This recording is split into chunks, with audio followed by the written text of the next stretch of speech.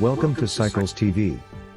This session of the Market Cycles Report is intended exclusively to provide information and education to help individuals better understand cycles and the markets. However, this information is not to be construed as professional advice as to the buying and selling of securities. In no event does the host express any opinion with respect to, or make recommendations regarding, the purchase or sale of any particular investment instrument. There is a very high degree of risk involved in trading. Buying or selling decisions are solely within the personal discretion of each individual. And now, enjoy the show. Here is your host. Yeah, welcome to the foundation for this study of cycles. My name is Lars von Thienen, member of the board of the foundation. Once a week, same place, same time, Monday cycle analysis. So thanks for joining. We are live. I see you already also in the chat section. As always, feel free to drop in your comments and questions during the show, latest at the end. I will take some time to visit your questions. Today is on US natural gas. Yeah, we need to review what's happening in the US natural gas prices. US, not European. And oil. So it was requested also that the oil price is moving. So let's review these energy assets, natural gas, US natural gas and oil, and apply our cycle analysis to these two asset classes. That's the purpose for the next 20 minutes. So I will just start to open the natural gas chart here. I will just organize my screen. What you see already is the gas price. Just give me a second to organize my screen a little bit better. So that's it. So we see the natural gas. No, that's oil. Sorry, let's start with gas first. But maybe let's talk about why I want to visit gas. Maybe you've seen that in April this year, I made an analysis on the US natural gas prices. So we have two cycles, and these two cycles I want to review. I can recommend everyone, please read this public article I did here in April.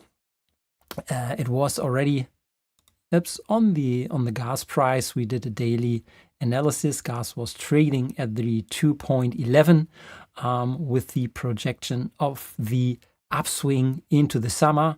And this was in addition with the weekly long-term cycle also pointing upwards.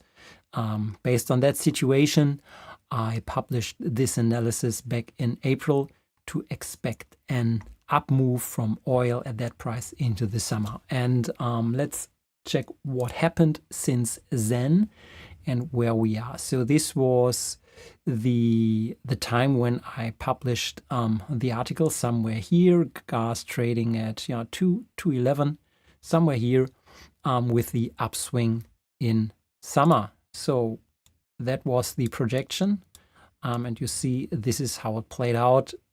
It was a move of even over 50%. So we reached the top here during summer. Yeah, that was the top. Now we've seen that natural gas prices are coming down. So we need to update our cycle analysis. So the upswing was right on track. And therefore, let's just update the cycles first. In order to do that, in most cases, I'm checking where did the analysis started. With the daily analysis and a cycle of 255 trading days. So therefore, I want to first check if we see this cycle again. I think we're just using this short amount of data where we can see this cycle seems to have shifted into a cycle length of 280. Yeah, so the 200, and there is no other one. I mean, it's not a perfect spectrum here. So without the knowledge from April, I would not use it. But with the knowledge of April, that 250 trading days was a perfect historical cycle and proved very well with the forecast and the upswing into summer, I would start with that cycle for sure on the daily chart. So it seems like the upswing took a little bit longer than just 255 days. So therefore, maybe it has morphed into something longer. So we expected the top in July. Now it has even continued until September, October. So this is the daily cycle, more or less the same short-term cycle we've seen here back in April, which has now shifted into this longer cycle. We are now in the downward projection of that cycle.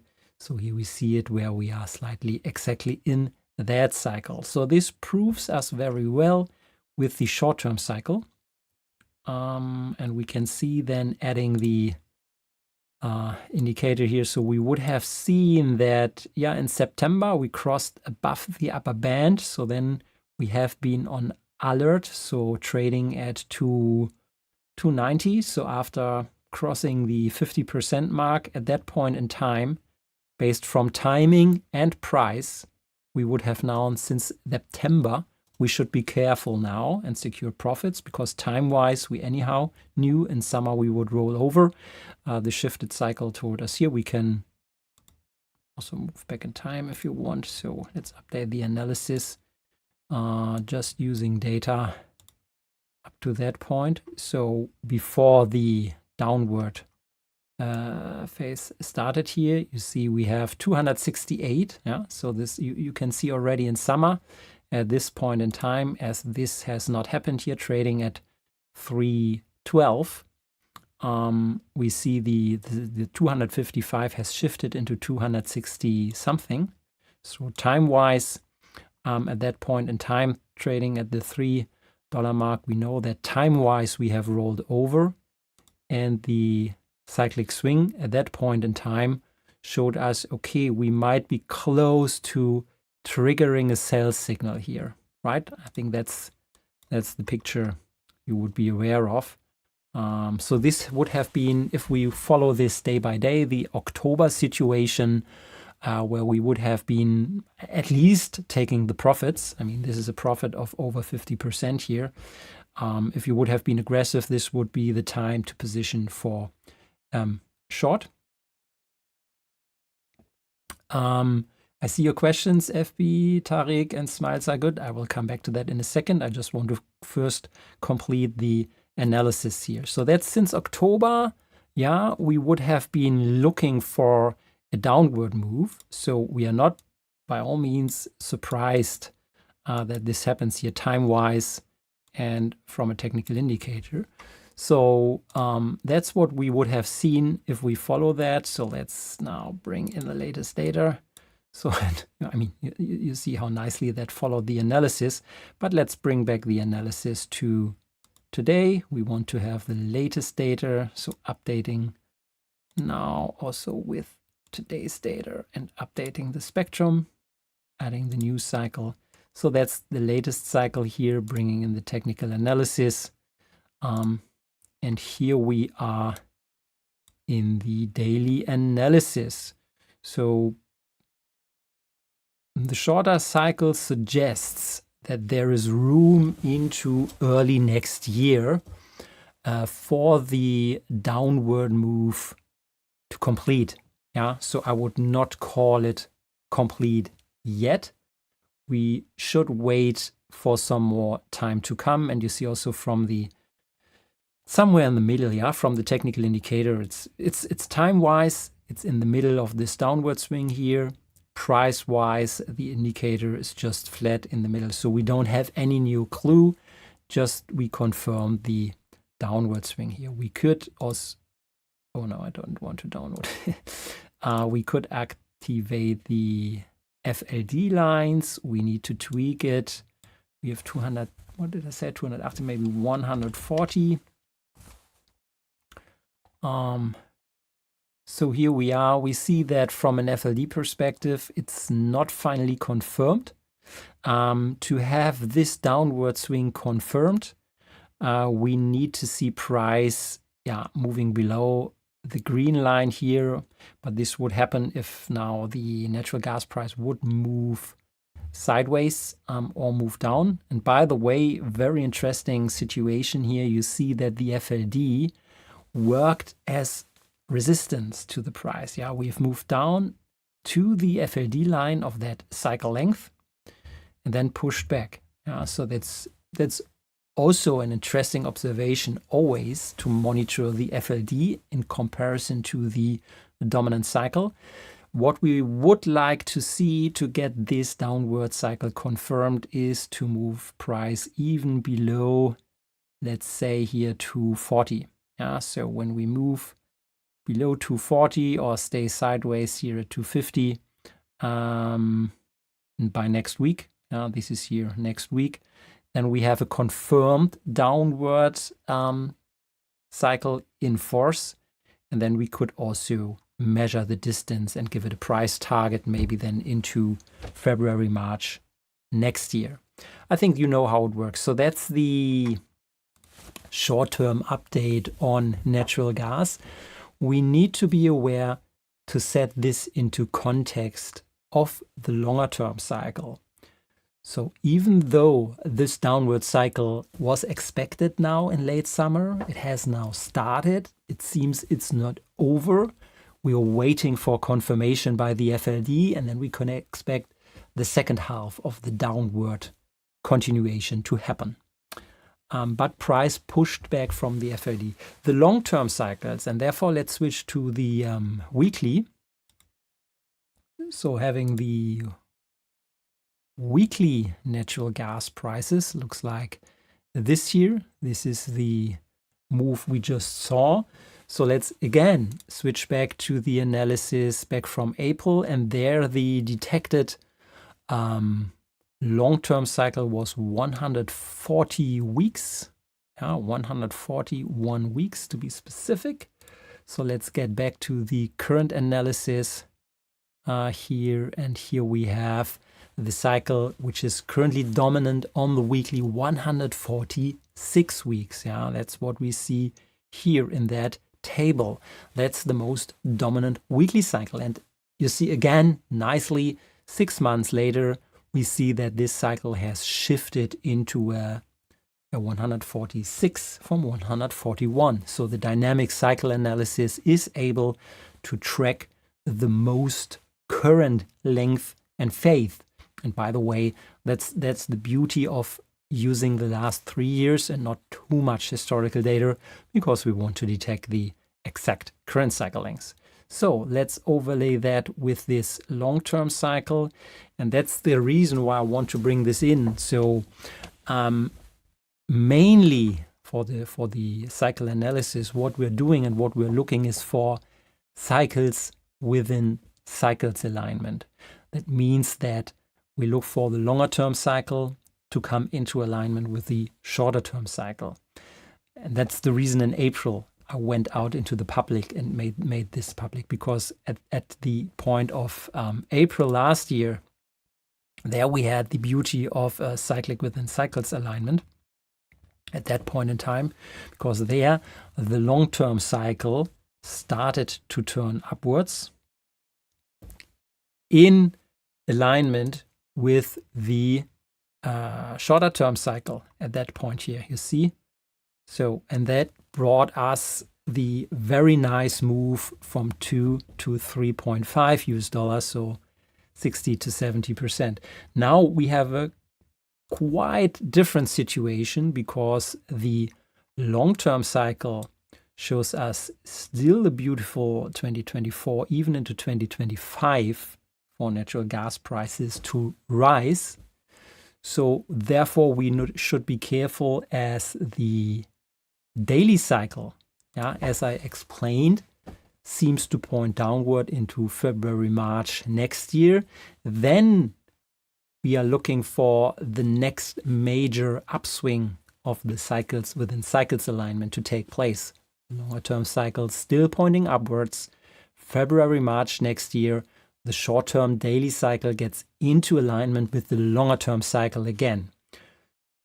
So therefore, this needs to be said. If you are looking now for more shorting natural gas, I would be very careful, from the cycles perspective, this is more the place not being long in natural gas until February, March next year. And then you look at the technical situation again, if we have all three conditions in place. So long-term, short-term, and the technical indication may be indicating the next rally in natural gas. So you know what to look out for the next 2 to 3 months. We could see a downward continuation. However, the long-term cycle maybe will dampen the downward cycle phase. And then it's even better to look out for the next upswing to have it in alignment. Okay. And smiles are good. You mentioned that you also posted some ideas in our ideas section, which first, thanks for doing that. And please, I would hope that everyone would try to start to do that. So let's pull this up. Give me a second here to also share this here together with you. No, we don't see it. Here's our ideas section. So smiles are good. Maybe if you have a hint. So here you would look out for, here we have here's the oil cycle. And here we have the natural gas study you mentioned with daily cycles and weekly cycles and other natural gas cycles. So I would leave this now to you in the community, maybe to follow up just on the analysis I did here live. Please move to the section which you can find here at app.cycles.org/ideas. I can put this also below the video, and everyone who might maybe not have the URL, please move to that page, and there you will find additional charts from Smiles Good, as you mentioned in the chat. So thanks for doing that. And yeah, this is really when it gets important being a community. So this is just my analysis, and now we can have 2 or 3 other analyses on natural gas in parallel in the public ideas section. Ja, Tarek, guten Abend.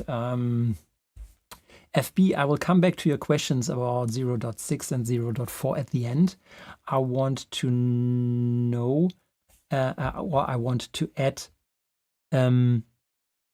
oil. So we had now natural gas. Let's now move to the oil price. This was also requested by a lot of followers out of the community. So for sure, I'm happy to do. Therefore, let's grab our oil chart. This is the weekly. No, that's not the weekly. That's the daily oil price, which we have here. Okay, we have seen that correction here, similar to natural gas, coming down now to 70s. Again, so let's start with that analysis. Let's have a look at the spectrum. So I'm not in that asset class, so I cannot comment on any news or asset-specific events here. There seems to be a longer cycle, but I would leave this to the weekly cycle analysis to check out what's the longer-term cycle. Otherwise, I would use 2 cycles here, the 91 weeks and maybe the 211 weeks. This is what I would like here, but we can also activate our dominant peak finder, which helps us in guiding and picking the right cycle. You see here now, this is what we call the artificial intelligence, which helps us picking the right cycle. So if you don't have the knowledge or the experience in about which one to pick, this is where we have a ranking score included in the application, and the highest ranked score is the 62 and the second highest ranked is the 91. So this is I would assume the 62 and the 91. That makes absolutely sense. Maybe just the explanation for you. This this shape here in the spectrum looks really nice because the left and right shoulder are nearly going down to 0 in the spectrum plot, which is always like it has a very sharp up move then the peak is more or less alone. There's no other peak on the left, or the right of that spectrum. So it's very unique, which means there is a clear cycle active with that length. And the same applies for the cycle with the length of 91 days. So it makes sense from the shape of the spectrum. This one could be used, but the artificial intelligence would not support us picking that cycle. And it looks like because the plateau, it's very flat. So there is no clear peak seen. And the right shoulder is not really going down to the bottom of the spectrum, which would be the ideal case. So that's just the explanation. But if you don't know anyhow, these are the right ones to pick. Let's activate them. Let's first start with the longer one. I would always recommend to start with the longest identified cycle before adding the slower one. Okay, so let's check from an historical point of view how this cycle picked the important tops and bottoms. And it looks like it has a good fit. So what I'm looking here is just this top here. And the major lows and tops aligning with, so I like to draw a zigzag, which fits, it fits at least in the past. Okay, I'm not the best in painting these cycles, but you see the alignment of the tops and the lows with turns and trend in the price series. It does confirm, so therefore I like that one. And let's also activate the cyclic RSI as technical indicator. And here we have a nice confirmation of the short-term cycle and the technical situation. I think you will read it quite on your own. So this cycle is pointing upwards now into January. So, I mean, we need to be careful. It's a quite short-term cycle here. 100 days, or I think 90 days to be specific, but then one leg of that cycle is just around half of that. So we are talking about 45 days, which is roughly 1.5 months now. That's why we see it here end of January. So the January, from a timing perspective, looks positive.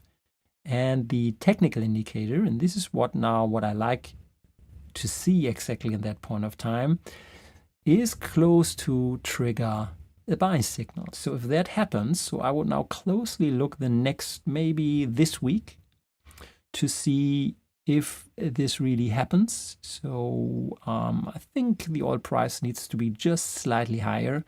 And then we have triggered also in the timing window the positive bullish scenario, at least for the short-term cycle into January. Let's add the second cycle here also to the mix. And this is the reason why I think it's more important to have the longer one first than the shorter one. Even the ranking is different here.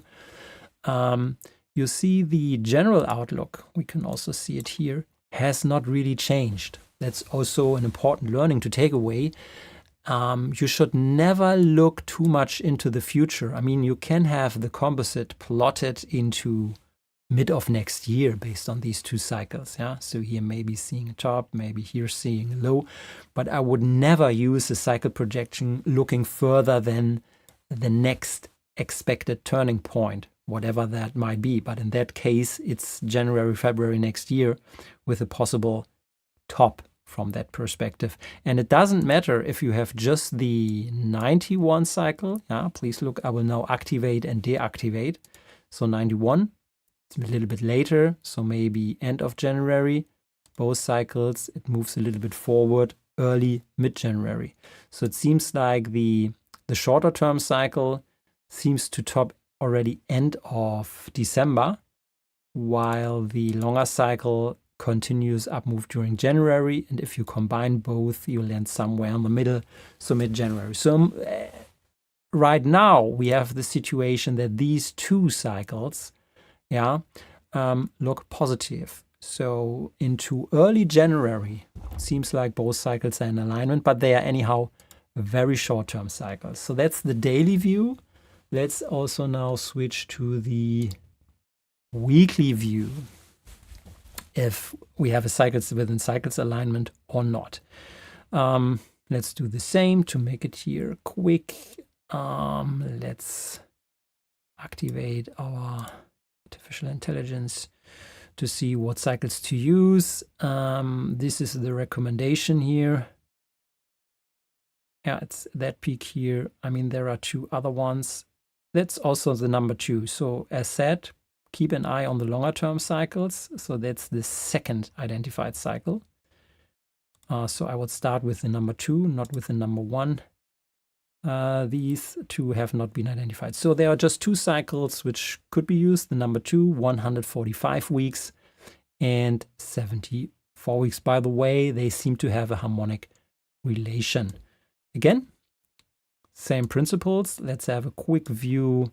So the last 15 years, that low, that low, that top, that low, that low. So we have a low. Yeah, so it looks like also in the historical tops and bottoms are in sync with the cyclic turns. And here, yes, this cycle is positive into September next year. September next year. So the long-term cycle is still positive. It has not yet finally triggered, but it's close to. So there's a lot of room to the upside also from the technical situation. We could add now the second cycle, 74 weeks, which in turn, yeah, seems like that cycle has now a short-term downward projection. But as you see from the technical situation, I'm not sure if this is in confirmation with the technical situation. Yeah, you always get some diverging signals here. That's now what happens with cycle analysis. But it could be that this could also be now, yeah, secondary low with an upward move into next year. At least if you use the longer term, more important cycle here on that chart. So in that case, long story short, we see cycles within cycles alignment. So the long-term cycle in oil seems to move upward, while the daily cycles also do so. In addition, with the nice situation on the technical indicator, which seems to be close, triggering a buy signal. So in oil, we have a quite interesting situation. The opposite to natural gas, where I said in natural gas, we maybe should wait maybe for February, March. Okay, but 30 minutes, now you have at least a basic understanding about natural gas and oil, and even reference to additional charts in our ideas section from Smalzergott. So that was the purpose I wanted to show you. I think it's a good starting point. Now let me move to your questions and try to give you some answers. So I will scroll up in the chat section.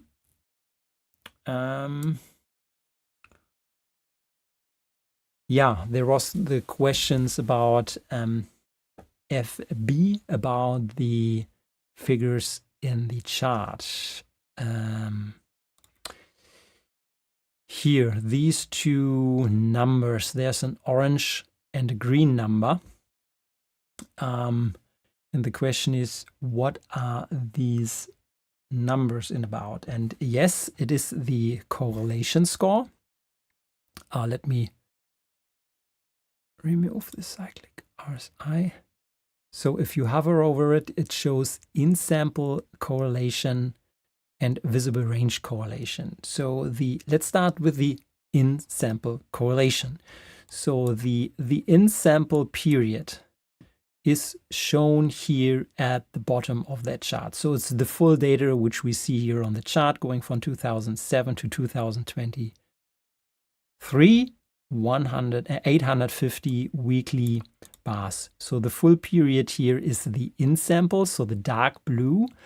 And now the correlation is measured of the selected cycle. So if you remove that, at least the numbers will disappear. And once you select the cycles, these numbers appear. And these numbers now show the correlation between the cycle and the detrended price movements of the blue line. And a correlation score above 0 is positive, but if you want to have a high correlation, it should go up to 1. Yeah, below 0, it's a negative correlation. In the best case, we want to see a positive correlation close to 1, but that's more the theoretical best example. The second information is a correlation score just about the visual range, what you see on the chart. Yeah, so, and this period is just related to what you see from left to right in the visible section. So you see just the range we can see here now from 2008 to early 2010 has a higher correlation than the overall total correlation. So you can now just zoom into different areas of the chart and just cross-check if the cycle has a correlation in that window. Yeah, so we are just switching windows. So FB, that's the difference, that you have two correlation scores. One correlation score is the full data of analysis. The second score is just from the visible window on the chart. However, I would really make an important note to that correlation. And maybe you know that I don't like that correlation score and I don't use it at all. It was requested that from a mathematical point of view, it's just easy to calculate this correlation score. But as we use cycles, at least what we are showing here, just for timing purposes, we need to be careful because the correlation is measuring time and price correlations. And therefore, you will see a perfect correlation if price and time move in sync. Yeah, then you have the perfect correlation. For example, think about the situation that price is just slightly rising, yeah, maybe not making this amplitude high as the cycle suggests, and then going down. So from a time perspective, it is a perfect fit because it's making exactly a top at the indicated cycle, but not as high as the cycle amplitude suggests. So we see a bad correlation score just because the price movement was not as high as the cycle amplitude suggested. So therefore, the mathematical correlation between these two data sets is taking into account price and time. And we're using this cycle analysis just for timing projections. Therefore, yes, you have it. Please be very careful in taking anything out of these correlation scores. It's just my 2 cents on that. And therefore, they don't influence my analysis. I don't use them. Maybe I will turn them off in the future again because it maybe just causes a lot of questions and is not of any real important value. Okay. Any other related question?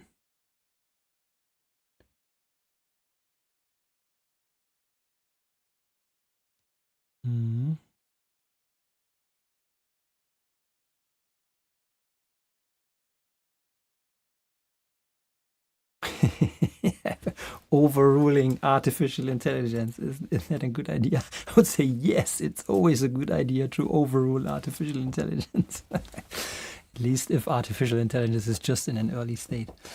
But at least you made a very good point. The ranking score from the artificial intelligence is there. So even if you don't have any knowledge about what is a spectrum, what is a list of cycles, you can simply go with the AI identified cycles, but you don't have any clue what you're doing. However, it helps you to speed up your analysis. So FB, my idea is I would not blindly use the AI ranking recommendations, but it even helps me to focus my analysis faster to the ones I should check. And I know that the AI algorithm is always using more checks in the background than I maybe do. So it's like a second person sitting next to me and also looking at the same data. And then, I'm seeing this. And then based on the discussion, don't blindly trust your friend just because he or she is telling you something. You should do your own analysis. Yeah, the RSI, I would always recommend use the technical indicators on daily and weekly charts. And Khalid, yes, just keeping in timing correlation. Exactly, that's the point. So at least you got it. That's exactly the point. We just should calculate the correlation of the timing and not time and price. And that's what I have in mind. It is on the to-do list. It will show up here. So I will not just remove the correlation scores, but I will replace the correlation scores with just time correlation only, not time and price. Okay, all the other questions are related to other different data sets, asset classes, or even intraday. So please excuse. I think that's a topic for another situation. Maybe just Alex, last question, just rushed in. Yes, we are able with that tooling to analyze other data sources. On the one hand side, you could upload any manual data set. So where you have comma separated values, CSV files, just upload it. The cycle scanner will take care of it. And I like using data from the St. Louis Federal Reserve. So for example, I'm always having a look on the cycles of the St. Louis Federal Reserve Financial Stress Index. It works very well. And that's a good point. So I think next week is our Christmas session. So during the Christmas session, I will ramp up data from the St. Louis Federal Reserve. Let's have a look at financial stress. And also, Case-Shiller, home price. I need to prepare myself before doing that session. But next week in cycle analysis, we will do some cycle analysis in economic indicators provided by the Federal Reserve of St. Louis. So Alex, thanks for raising the question. Maybe a good topic to close today's session and to have an outlook into next week. So now, I don't have my Santa Claus costume with me, but I wish everyone now moving into the end of this week where we have Christmas, a nice week. Take some rest, take time with your family and friends, and I hope you will have a nice holiday season if it kicks in, maybe latest at the end of that week. I will be there next week, Monday, to have some cycle analysis during the day. So if you want, feel free to join. Maybe we see next week. If not, please have a very safe Christmas and enjoy your time with your beloved ones.